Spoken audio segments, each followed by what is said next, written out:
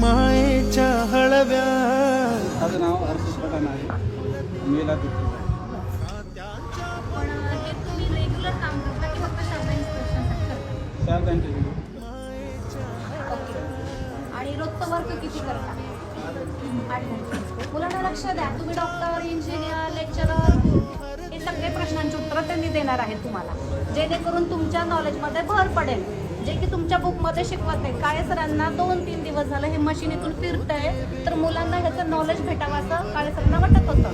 Specially काळे सरांचे thank you आहेत की या मुलांना हे मेसेज आपल्याला पठाण शेतामधले बांध वगैरे टाकण्यासाठी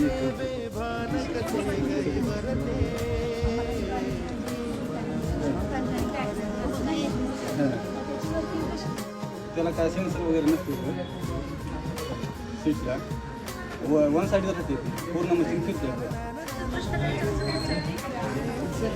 जापानमध्ये ज्यावेळेस असे रस्ते होते त्यावेळेस एक सायक्लोन आलता. त्याने जो रस्ता होता का तो पूर्णपणे असं मधून चिरला होता आणि मध्ये एक डबकं तयार झालं पाण्यानं. तर जापानचे जे गव्हर्नमेंट आहे त्यांनी फक्त 48 आवर्स म्हणजे 2 तासांमध्ये रस्ता आधीसारखा केला. म्हणजे आपल्या भारतात अशी प्रॉब्लेम येते, त्यावेळेस एवढ्या कमी वेळात होत नाही प्रॉब्लेम ते पूर्ण. त्याला जापानमध्ये तसं झालं 48 आवर्समध्ये चालतं, पण ज्यावेळेस आपल्या भारतात असं का होत नाही? हां, एवढ्या लवकर का होत नाही? तिथल्या टेक्नॉलॉजी वापरत नाही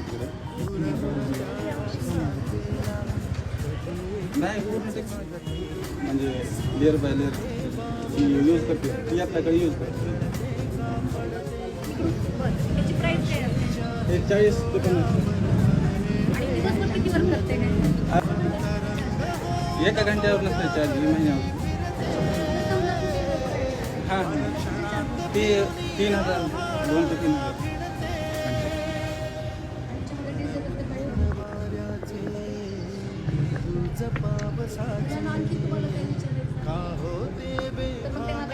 जर मशीन झालं असेल तर मशीन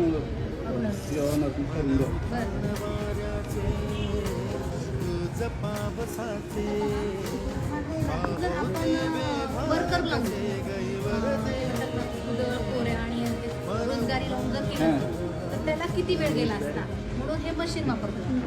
पण वेळेचं पण महत्त्व ह्या मशीननं शिकवलंय तुम्हाला.